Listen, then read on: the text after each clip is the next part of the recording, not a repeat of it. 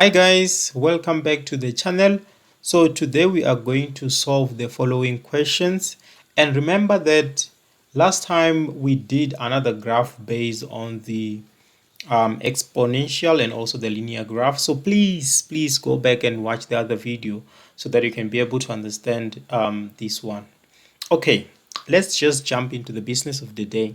So remember that when you come across a question like this where they say that the graph of f of x is equals to x squared minus 4x minus 5, and g of x is equal to something, and as you can see that the graphs are actually here stated as follows, right? The g of x and also the f of x. So please do not even jump into the questions. Just try to understand how you can be able to solve this particular um, given graphs without even thinking about the questions themselves. Let's go. You have EH, which are actually the intercept of what, of f, right? So they are actually intercepting the horizontal axis, which is x, at a specific number. So if you check, you'll see that this will definitely be a 0 for y and x, and then you will know that as you go this side, then x tends to be negative. As you go downwards, then y tends to be negative. As you go to the right, then x tends to be positive, and then up will be y being positive. So another thing that you should take into consideration will be the intercept, right?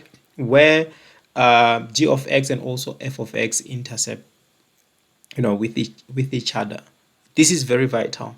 And also the asymptote of g, which is c. So this means that the graph will never touch this line, but it will just turn and go down, and on the other side it will just continue going down. So this is decrementing or decreasing in a way. Let's jump into maybe our first question so that we can be able to understand how this works. So if you check here, they are saying that write down the y coordinate of C. Y coordinate of C. So this is our C, and if you check, you'll see that C will definitely be the asymptote of this particular graph.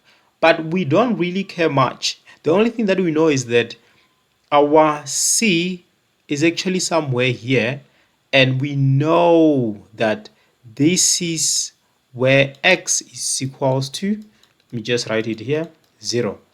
So we just have to go and substitute 0 into the graph of f. So f, where f is actually 0, is equal to, then that this will be 0 squared, and then minus 4, and then 0 minus 5, meaning that this will definitely give us a negative 5, you see. Then this means that the asymptote of J will be at negative 5, and also C will be at 0 and negative 5. Very simple. So let's just continue with our next question and see how we can be able to deal with it. So we have determined the coordinate of D, and if you check here, you'll see that the coordinate of D will be the turning point of f of x. Cool. This is 2 marks, meaning that we are going to spend 2 minutes or less. All right. So the first thing that I'm going to do is that, okay, we have the graph of f, which is x squared minus 4x and also minus 5. So in terms of us trying to get the coordinate of D, we know that this is actually the turning point, and if we have the turning point, we can be able to drive the equation, and then while driving the equation, we'll be able to get the turning point where x is equal to a specific variable. Or maybe you can use this formula where we say x is equal to negative b, and then all over 2a, right?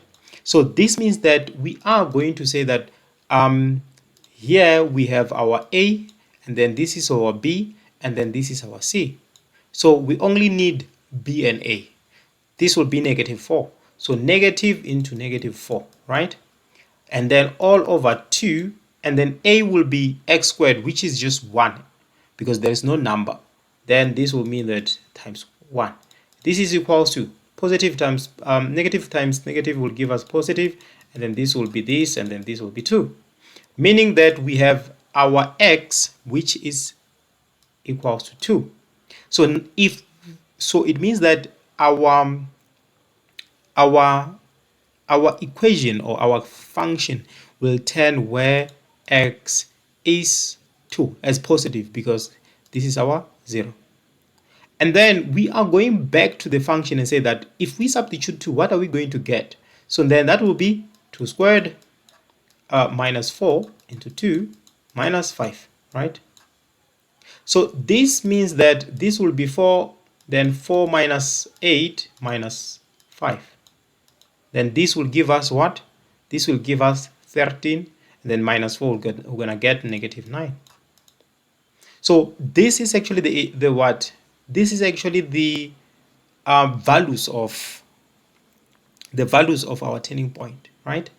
So if you want to use another approach for this, you can just go and say, okay, give me the f of, x as driven like one time. Remember, I taught you how to drive an equation. 2 times x, that will be 2x, minus 1, then we're going to have 2 minus 1, and then minus 4x, and then 1 minus 1 will give us a 0. So anything to the exponent 0 will give us a 1. So this is equal to 2, and then 2 minus 1 will be 1, 2x, and then negative 4, right? Because this will definitely be a 1. And then after that, we're going to take this to the other side. Then that will be negative 2x, which is equal to negative 4. Then divide by negative 2, this means that we are going to get a 2. And then after getting a 2, we are going to substitute 2 into that equation, and we're going to get negative 9 as the previous one. So you can drive the equation in order for you to get the turning point. 2 ways to kill a cat. So you can be able to do that if you want to, verify your answer, or if you hate the other formula to, get the value of x. Cool. Let me continue to the next question. So the next question says that determine the values of A and Q. Remember, we spoke about Q, this Q here, and the Q as the asymptote of G. So it means that Q is equal to negative 5. So we know now that G of x, which is equals to A times 2x, the plus of Q. This is negative 5, right? And also we have x here, and then we have y here, G of x, right? So if we say that we have these graphs are actually intersecting somewhere at D, and we already know the coordinates there, we can just substitute them into the equation and try to find the value of A. Simple. So this means that if we have negative 9, which is equal to negative 9 for G of x, which is equal to A times 2 to the exponent 2. Remember the values of D. And then the minus of 5, this one, the asymptote, right? So this means that 2 squared will give us 4, so this will be 4a minus 5, right? And then we're going to take the minus 5 to the other side, and that will be the positive. So negative 9 plus 5 will be equal to 4a, and then this will give us what? Negative 4. So negative 4 is equals to 4a. So if we divide both sides by 4, then it means that this 4 will be gone, and this one will be gone. We'll be left with 1. So a is equal to negative 1. That's it. So remember, they said that determine the value of q and also a. So a negative 1, and then q will be negative 5. Done. Right? Very, very simple. Let's jump to another question where they say write down the range of G. So when they say that write down the range of G, they are trying to tell you that give us, where our graph G will go up up until maybe, let's say, infinity or positive infinity or any number, but give us the range. Where can we go with this graph? Meaning that it might actually go up until it, you know, up until -5, but it won't touch it, and then down to negative infinity. So if we talk about the range, we can just say, okay, y will definitely be less than -5 because it's actually decrementing, meaning that it will always be less than 5.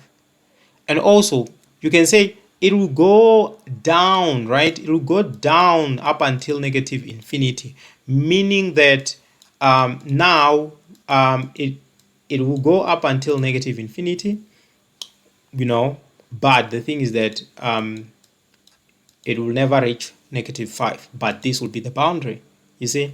So this is how you can be able to give the range of g, and this is actually decrementing. So then you have to say that, oh, this is the graph of g is actually less than or equal to something sometimes, right? But now we won't use the equal sign because it doesn't reach -5. Perfect. So now we have another one that says that determine the values of k for which the value of f of x minus k will always be positive. Okay, cool.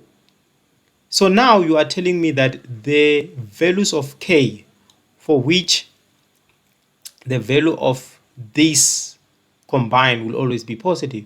So we're trying to ask ourselves that, okay, tell me, k will actually affect, remember, x squared minus 5 means that this might actually be k. If I say minus k here, it means that this will only affect this but not this one, So that's how we can actually determine this type of equation. If you don't understand in the exam, skip it and try to solve other questions. You'll come back to this when you're done with other questions instead of just squandering your time. So, okay, let's see. This means that our y-axis for this particular graph, right, will always be negative down here, right? Will always be negative down here. So you see, so meaning that if we take this, remember this is -9 for y.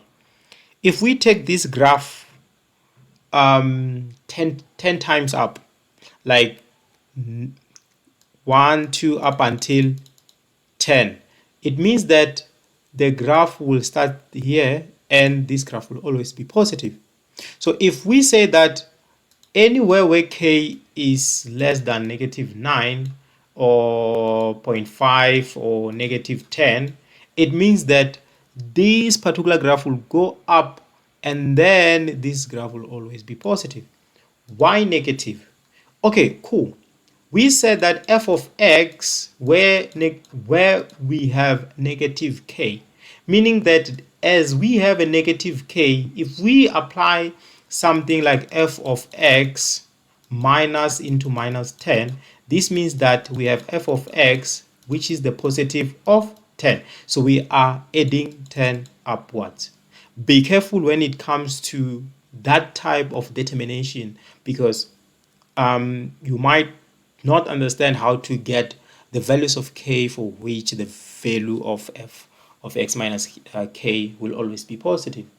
So I hope that you do understand this and you'll be able to pass the test or the exam based on these type of functions. Thank you.